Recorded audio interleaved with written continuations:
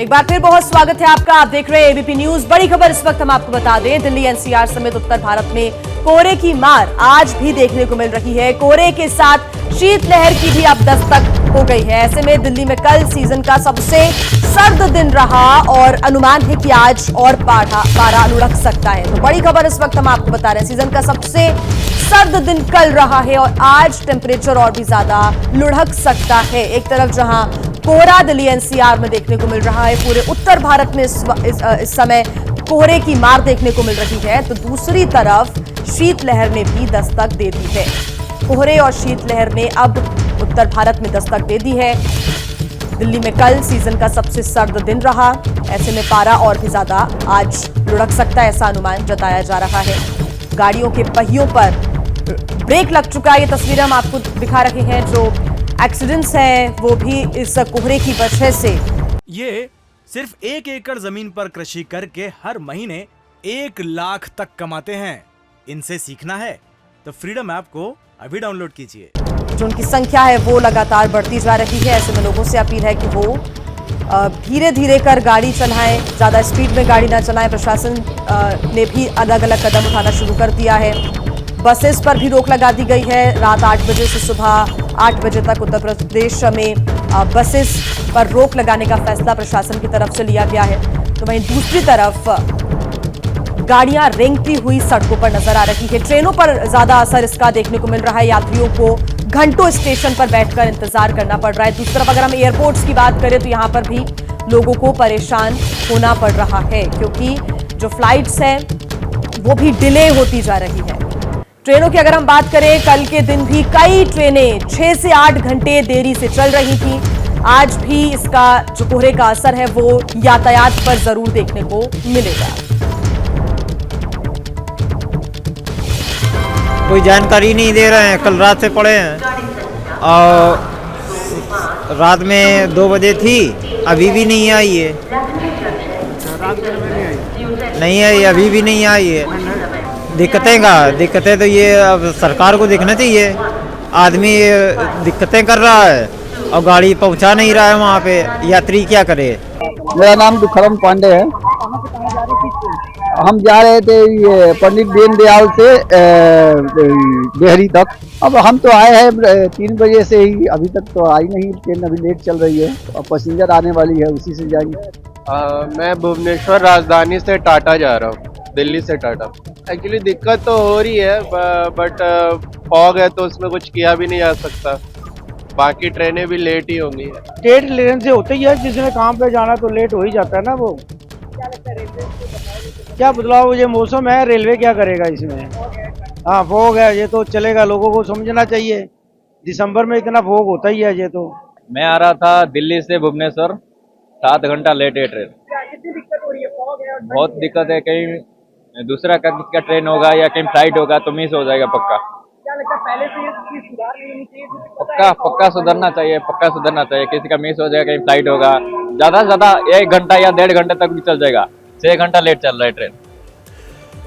देखिए, ठंड और कोहरे की वजह से ट्रेनों के परिचालन पर क्या असर पड़ रहा है, यात्रियों को कैसे दिक्कत हो रही है, वो तो आप सुन रहे थे। लेकिन देश के अलग अलग हिस्सों में, दिल्ली एनसीआर का हाल तो हम आपको बता रहे हैं, लेकिन देश के अलग अलग हिस्सों में क्या हाल है ठंड को लेकर, शीतलहर को लेकर, वो बताने के लिए इस वक्त पटना से हमारे साथ निधि झा जुड़ गए, हमारे सहयोगी। निधि, दिल्ली एनसीआर की तस्वीरें भी हम अपने दर्शकों को दिखा रहे हैं। पटना में क्या हाल है, क्योंकि यहाँ तो शीतलहर भी शुरू हो गई है, कोहरे की मार भी दिखाई दे रही है। माफ कीजिएगा, निधि हमारे साथ दिल्ली से जुड़ी हुई है। निधि, आप दिल्ली में इस वक्त कहाँ मौजूद हैं और क्या हाल है, जरा वो बताइए।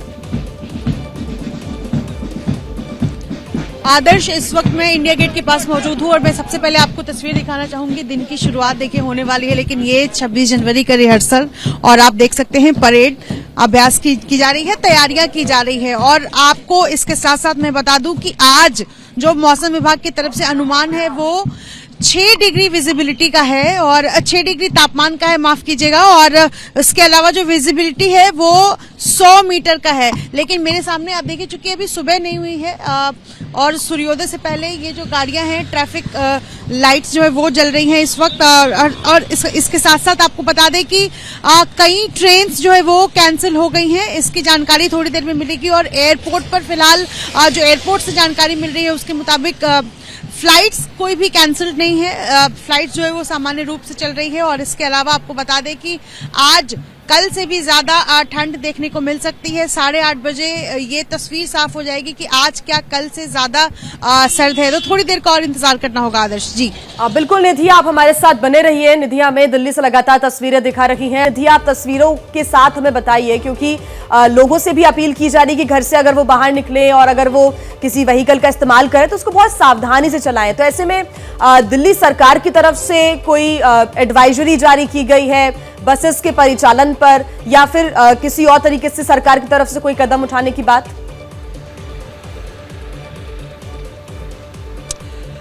जी बिल्कुल, देखिए जिया, आपको बता दें कि दिल्ली में कड़ाके की ठंड पड़ रही है और कल के मुकाबले आज और ज्यादा ठंड है, ये बात तो तय है। लेकिन आपको बता दें कि सरकार की तरफ से एडवाइजरी फिलहाल जारी नहीं की गई है। हालांकि लोगों को एहतियात बरतने को लगातार कहा जा रहा है और मौसम विभाग जो हमें लगातार अपडेट्स दे रहा है उसके मुताबिक और ज्यादा ठंड बढ़ सकती है। और अगर मैं आपको सीधी तस्वीरों के जरिए दिखा सकूं तो ये इंडिया गेट के आसपास की तस्वीर है, जहां पर इस वक्त घना कोहरा है। और हालांकि विजिबिलिटी जो मैं यहाँ पर देख सकती हूँ साफ है, लेकिन थोड़ी देर में विजिबिलिटी जो है जैसे जैसे ये यानी अंधेरा छटेगा उसके बाद विजिबिलिटी को लेकर के एक बड़ी चुनौती इस आसपास के इलाके में नजर आती है।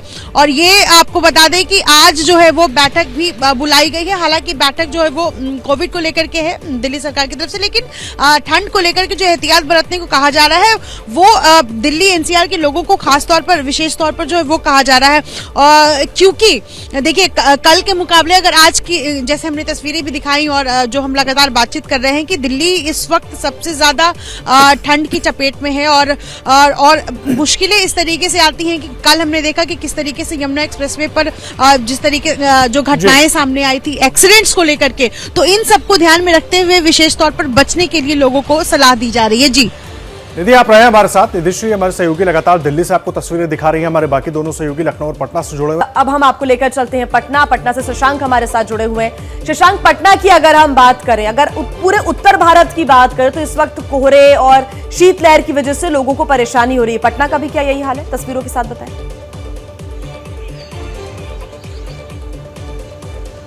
देखिए, पटना में भी कड़ाके की ठंड का प्रकोप जारी है। घने कोहरे की चादर छाई हुई है। विजिबिलिटी जो है 4 से 5 मीटर की, उसके आगे कुछ नजर नहीं आ रहा है। तापमान अभी 12 डिग्री सेल्सियस है।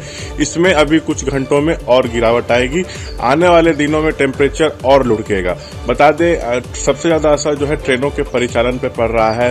राजधानी जो एक्सप्रेस दिल्ली से आती है, चाहे संजीवी एक्सप्रेस हो जो दिल्ली से पटना आती है, चाहे मगध एक्सप्रेस हो, चाहे गरीब रथ हो, सब 5 से 14 घंटे की लेट से चल रही है। पैसेंजरों को बहुत ज्यादा परेशानी हो रही है। कुहासे के कारण, फॉग के कारण जो है पटना से जो फ्लाइट है वो भी 9 बजे के आसपास शुरू हो रही है। अर्ली मॉर्निंग कोई फ्लाइट्स नहीं है। सड़कों पे गाड़ियां रेंग रही हैं। तो सबसे ज्यादा परेशानी जो है आम आदमी को हो रही है ठंड में। और आने वाले दिनों में जो टेम्परेचर है वो और लुढ़कने वाला है। तो जरूरी यही है कि लोग सावधानी बरतें, ठंड से खुद को बचाएं। जी शशांक, आप रहे हमारे साथ। अजय दुबे लखनऊ से जुड़े हुए हमारे साथ। अजय, लखनऊ में क्या हाल है? लखनऊ आसपास के इलाकों की क्या स्थिति है? उत्तर भारत में अलग अलग जगहों पर अब ठंड और शीतलहर का प्रकोप तो हम देख रहे हैं। कोहरे का भी असर अब दिखना शुरू हो गया है। कई जगहों से अलग अलग घटनाएं भी सामने आने लगी हैं। लखनऊ आसपास क्या हाल है? निश्चित ही घने कोहरे की चादर लखनऊ आसपास के शहरों में, ग्रामीण अंचलों में देखने को मिल रही है। जो बड़ा असर है वो देखने को मिल रहा है जो ट्रांसपोर्टेशन के माध्यम है उन पे, चाहे वो आगरा एक्सप्रेसवे हो, पूर्वांचल एक्सप्रेसवे हो, हर जगह जब ये कोहरा होता है तो एक्सीडेंट्स देखने को मिलते हैं। इसमें जो नए कदम उठाए गए वो हैं जो स्टेट की बसें, उत्तर प्रदेश सरकार की तरफ से जो बसें चलाई जाती है, उन बसों को रात में 8 से 12 बजे के बीच में अगर कोहरा होगा तो ऐसी स्थिति में पास के जो बस स्टैंड होगा या कोई ऐसी जगह पर खड़ा करने का निर्देश सरकार की तरफ से दिया गया है। स्कूल जाने की टाइमिंग में भी परिवर्तन किया गया है। तो ये कुछ छोटे छोटे कदम है जो इस समय जो शीतलहर की स्थिति लखनऊ में बनी हुई है, कोहरा जोरदार बना हुआ है, इसके चलते न केवल लखनऊ बल्कि जो बड़े महानगर है उत्तर प्रदेश के ग्रामीण अंचलों में ऐसे नियम बनाए गए हैं। जी ठीक है अजय, बिल्कुल आप हमारे साथ बने रहिए। अजय बाचलू भी हमारे साथ ही जुड़ गए हैं इस वक्त जम्मू से। सीधा उनका रुख कर लेते हैं। अजय, वहां पर क्या हालात है? ठंड को लेकर किस तरह की स्थिति है? क्या तैयारियां की गई है प्रशासन की तरफ से? जरा सब कुछ बताइए तफसील से।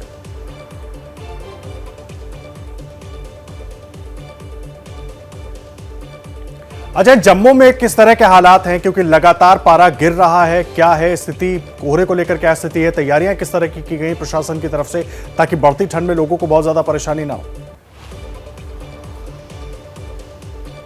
देखिए, अगर जम्मू की बात करें तो जम्मू शहर में कोहरे का असर काफ़ी कम है, लेकिन अगर जम्मू के साथ साथ जो सीमावर्ती इलाके हैं या जो खुले इलाके हैं वहाँ पर घना कोहरा छाया हुआ है। कल रात से ही हालांकि जम्मू शहर में भी कोहरा पड़ रहा था, जो रात होते होते कम हो गया, लेकिन अगर हम गांव के सीमावर्ती इलाकों की बात करें तो वहां पर कोहरा बढ़ गया है और उसका असर हम जम्मू में भी देख रहे हैं। जो जम्मू के साथ साथ के इलाकों में जो है कोहरा पड़ा है, उसके कारण जम्मू में ठंड और ठिठुरन काफ़ी बढ़ गई है। और कोहरा अब सबसे बड़ा चैलेंज जो हो रहा है, सामने आ रहा है, वो सुरक्षा बलों के लिए आ रहा है, क्योंकि जैसे ही सीमा पर घना कोहरा छा जाता है तो इस कोहरे का असर अक्सर जो है देखा गया है कि आतंकी घुसपैठ के लिए भी ले लेते हैं। तो ऐसे में जो सीमा पर रहने वाले जवान हैं, जो सीमा पर रहने वाले लोग हैं, वो भी कोहरे से बचने का इलाज कर रहे हैं, अलाव जला रहे हैं, इस समय घरों से कम निकल रहे हैं। और साथ साथ में जो सीमा सुरक्षा बल है, क्योंकि कुछ दिन पहले ही मेरी आईजी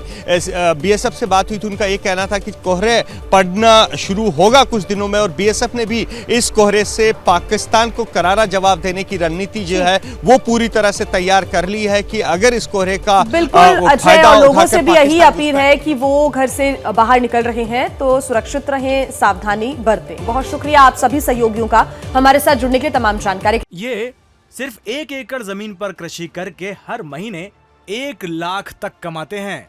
इनसे सीखना है तो फ्रीडम ऐप को अभी डाउनलोड कीजिए।